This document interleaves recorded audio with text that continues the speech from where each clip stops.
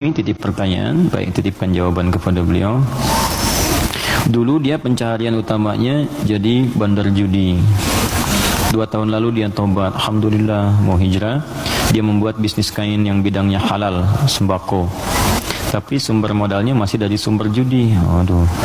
Nah, pertanyaan, apakah bisnis sembako tersebut otomatis haram juga? Jika ya, bagaimana cara membersihkannya? Sedangkan itu mata pencaharian dia satu-satunya. Quran surah ke-51 ayat 22 paling kanan pertengahan. Wa fis samai rizqukum wa ma tu'adun. Hai seluruh manusia, sebelum engkau lahir rezeki kamu telah aku tetapkan di langit dan aku janjikan akan diberikan. Kaidah pertama. Jadi kata Allah, rezeki kita itu sudah teratur, enggak akan tertukar. Enggak akan tertukar. Ada putri yang tertukar, ada menteri yang ditukar, tidak ada rezeki yang tertukar. Rizki gak ada yang tertukar. Jadi ini pun memberikan pesan kepada kita, jangan pernah mencuri. Jangan pernah mencuri karena buang-buang energi. Ya mohon maaf, gak akan pernah rizki kita diambil orang, pasti balik. Pasti balik. Hanya ada rizki orang dititipkan pada kita, itu ada. Ada. Ini rizki saya bukan minuman ini? Bukan. Rizki saya itu kalau sudah masuk ke dalam kerongkongan saya. Mungkin rezeki orang, cuman di atas namakan saya saat ini ada di sini. Kalau saya nggak minum, kan yang minum orang lain. Bisa Mas Dimas, bisa yang lain dan sebagainya, gitu kan? Oke, jadi yang pertama, jangan pernah kita berpikir untuk berbuat curang demi mendapatkan rezeki. Karena dengan yang baik pun akan dapat. Kalau Anda bisa mendapat dengan cara yang halal, kenapa mencari dengan cara yang haram? Paham ya? Makanya Allah batasi kita, jangan cari yang haram, rugi nanti kamu. Ya sudah, harus dikembalikan lagi kepada yang berhak. Setelah itu menderita juga. Coba bayangkan, bukankah kalau ada orang yang korupsi, ketahuan, ditangkap dia, dikembalikan lagi kemudian apa yang didapatkan? Karena TPPU, ya tindak pidana pencucian uang, diambil semua kan? Itu saking sayangnya Allah, jangan menyebar rezeki yang haram, ambil semua, ambil semua, ambil semua. Bahkan yang telah diinvestasikan pun tarik lagi, tarik lagi. Kenapa? Karena ini bersumber dari yang haram. Kalau yang haram berproses terus dipakai lagi kepada yang lain, maka haram akan menyebar keharamannya. Maka yang pertama, jangan takut kehilangan rezeki. Jangan takut, karena semua akan diberikan sesuai dengan janji Allah. Nah, bagaimana cara kita mendapatnya? Turunlah Quran surah ke-2 Al-Baqarah ayat 168, paling kanan sebelah bawah. Ya ayyuhan nasu, hai semua manusia, kulu mimma fil ardi halalan thayyibah. Oh. Hai semua manusia, kalau ingin dapat rezeki maka kerja. Ayo cari makan. Allah cuma minta bergerak aja, kerja. Kalau ada keluar dari diri kita untuk bekerja, bergerak aja, rezeki turun. Silakan kreatif, sekarang banyak kreativitas. Ada yang dengan peluit, 2.000, makasih Pak. 5.000, makasih Om. 10.000, makasih Bos. Tuh, dia jadi bos Anda tuh. Itu aja, sehari dapat berapa gitu. Ya. Jadi kalau bergerak sedikit aja, bergerak tuh dapat. Tapi ingat kata Allah, halalan thayyibah. Ambil dengan cara yang halal. Nanti yang halal itu kalau Anda dapatkan thayyibah, cari yang dibutuhkan. Ini yang kedua, ini yang sering banyak salah. Di banyak orang mendapat dengan cara yang halal, tapi thayyibat yang dipraktikkan. Thayyibah itu artinya keluarkan ya rizki yang kita dapatkan itu, kemudian beli yang kita butuhkan, yang bermanfaat untuk kita. Di pola konsumtif itu kata Al-Quran, kalau mau benar-benar yang dibutuhkan bukan yang diinginkan. Gak setiap yang diinginkan itu mesti didapatkan, beban hidupnya tinggi nanti. Ya, ini kalau haus butuh apa? Minum. Jadi minuman yang ada kan kita bisa minum. Jadi kadang karena orang selalu menginginkan yang tidak ada, jadi berat tantangannya. Karena rumus fisika juga begitu. F1 sama dengan F2, gaya gerak sama dengan gaya dorong.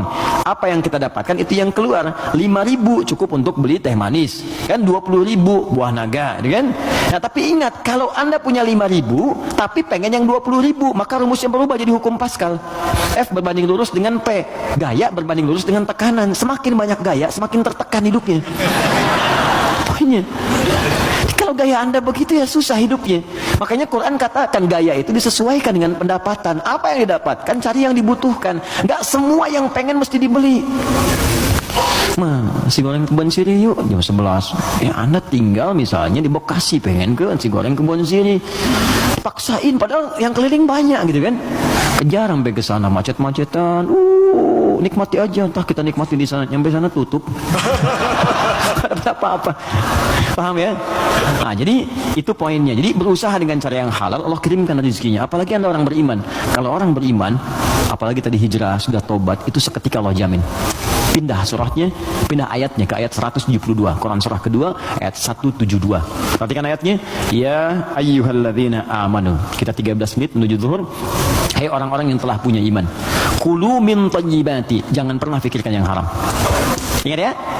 Lihat sini. Kata Allah, jangan pernah fikirkan yang haram. Kalau Anda nggak pernah fikirkan yang haram, maka saya akan kirimkan ma razaqnakum. Kami yang kirimkan rizkimu, bukan engkau yang sulit untuk mendapatinya. Jadi orang beriman tuh kalau nggak pernah fikir yang haram, Allah cepat datangkan. Datang.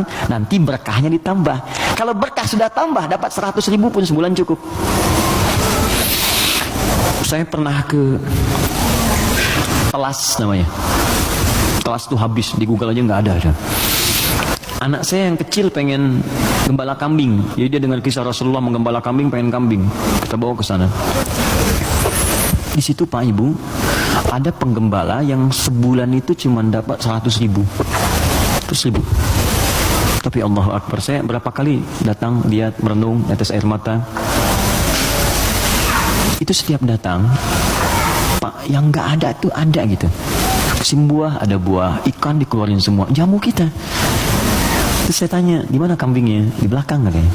Saya lihat kan, wah begitu dilihat bersih, putih, bersih, dirawat bersih. Tapi yang heran, itu mulutnya ditutup pakai potongan aqua. Yang ada yang setengah liter itu kan, yang ditutup itu cukup ke mulut kambing. Terus saya tanya, ini kenapa ditutup? Ini sakit kambingnya? Bukan sakit Gus katanya, bukan sakit. Oh, kenapa? Ini kambing baru kami bawa dari tempat kami beli.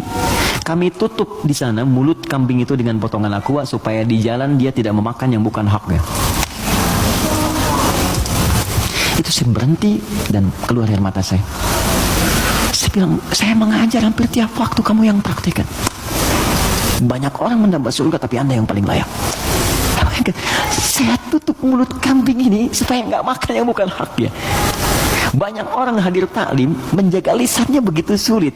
Dia jarang taklim, kambingnya pun ditutup mulutnya. Untuk tidak makan yang haram. Makanya rezekinya Allah kirimkan. Bayar 100.000 gitu. Gak pernah mengeluh ceria gini. Ada lagi orang penghafal Quran. Wah itu dahsyat itu juga. Jadi kalau Anda kunjungi, istrinya akan berkata, Alhamdulillah ya Allah Ustaz, Allah tuh baik sekali. Abi diberi rezeki banyak banget. Banyak tuh sebulan dapat 500.000. Banyak banget. Kalau Anda kunjungi itu ikan keluar, buah keluar. Apa kerja istrinya? Ngambil suluh di sawah, duduk, bikin, nyiapin ini. Tahu Anda? Istrinya hafal Quran 7 riwayat. Suaminya 30 juz. Anak-anaknya hafal Quran semua. Kalau kita membangun kedekatan dengan Allah tuh, yang lain kecil lah. Kecil. Bahkan saat harta itu datang tuh kita malah sibuk, nggak pakai itu gitu. Dah, kasih. Saya tuh kalau belajar ulama kita dulu tuh, Masya Allah. Ya, Kiai Haji Nur Ali tuh, di Bekasi ada jalan Kiai Haji Nur Ali. Itu Pak, Ibu kalau taklim beliau, ada amplop datang tuh, kasih banyak tuh. Itu nggak banyak orang tahu. Malamnya dijajarkan begini. Santrinya dikumpulkan. Buka katanya, buka. Ada yang 5.000, yang 1.000, 10.000, sebagainya. Itu nggak pernah diambil oleh beliau. Kata beliau, ini 10.000 tolong berikan ke madrasah sana. Yang 5.000 anak-anak yatim. Yang 1.000 janda-janda sekitaran ini. Santuni semua. Hidupnya berkah. Jangan takut. Kalau Anda bisa mendapatkan yang baik, kenapa mesti berjudi? Kalau Anda bisa berbuat yang halal, kenapa mencari yang haram? Kalau Anda bisa jadi orang soleh, kenapa berbuat salah? Tinggalkan yang buruk tadi. Nah, kalau pernah bertobat dan hijrah, alhamdulillah, pertahankan tobat dan hijrah itu. Hijrah itu artinya meninggalkan total yang buruk-buruknya. Termasuk tadi hasil judinya, yang dipakai modal. Jangan dipakai modal. Sudah, keluarkan. Bagaimana cara mengeluarkannya? Cara mengeluarkannya adalah berikan kepada yang sosial yang umum sifatnya. Setelah itu Anda coba bekerja. Kalau memang nggak ada sama sekali, Anda bisa gunakan itu untuk sementara, untuk mendapatkan sesuatu yang lebih baik. Jadikan misalnya cari kerja, untuk dapat kerja itu boleh dalam keadaan darurat. Nanti setelah mendapatkan yang baik-baik, cukup itu ini keluarkan. Sambil pertambah sedekah, tambah infaknya, keluarkan zakat kalau sudah masuk ke dalamnya. Itu seperti itu akan menutup yang kurang-kurangnya. Walakum ru'usum ma qad salaf. Ya, yang dulu-dulu akan ditutup oleh Allah, sudah selesai semuanya. Yang sekarang akan dibuka. Tapi kalau Anda jadikan andalan itu, maka itu tetap akan menanam perasaan buruk di dalam jiwa kita. Jadi kalau harta kotor itu masuk ke dalam tubuh kita, jadinya begini. Quran surah 6 ayat 25. Wa fi adhanihim waqra. Dia akan beredar dengan darah. Kalau masuk ke telinga jadi daging, dia akan menutup sumber kebaikan. Kalau ke mata, awas. Wa ala absarihim ghishawah, akan menjadi penghalang. Nanti kalau masuk ke dalam tubuh kita, fi qulubihim marad, ada penyakit, maka lengkaplah khatamallahu ala qulubihim wa ala sam'ihim wa ala absarihim ghishawah. Kalau dimakan oleh keluarga, maka jadi bara neraka nantinya. Andanya mungkin merasa biasa, anak-anak mulai sulit diingatkan sholat, mulai sulit baca Al-Quran, mulai sulit menghafal dan sebagainya. Maka saran saya, kita doakan, kemudian kita support, jangan jadi cerita. Siapa teman kita itu yang konsultasi kepada kita, doakan. Anda apa? Support. Makanya persaudarakan. Saya tuh bingung, orang Islam sekarang hidupnya masing-masing, kenapa sih? Kenapa nggak bersaudara? Nabi itu kan mempersaudarakan Khazraj dengan Aus. Ini saya pengen juga kajian musyawarah, teman-teman cobalah mengenal satu dengan yang lainnya, terus saling support. Anda punya program apa? Support. Bisnis apa? Endorsein, barengin. Itu kenikmatan itu terasa. Jangan takut rezeki Anda diambil, nggak akan tertukar. Nggak akan tertukar. Jadi semuanya akan mendapatkan bagiannya masing-masing, nggak usah takut. Nggak usah takut. Ya, ustadz-ustadz juga demikian tuh, jalan saling bagi, mengajar, melengkapi dan sebagainya. Itu saya sarankan seperti itu. Jadi yang bertanya ini kalau ada kesulitan kita respon, mungkin dititipkan kepada kita, mungkin kita bisa memberikan solusi. Jelas ya? Sekira itu kita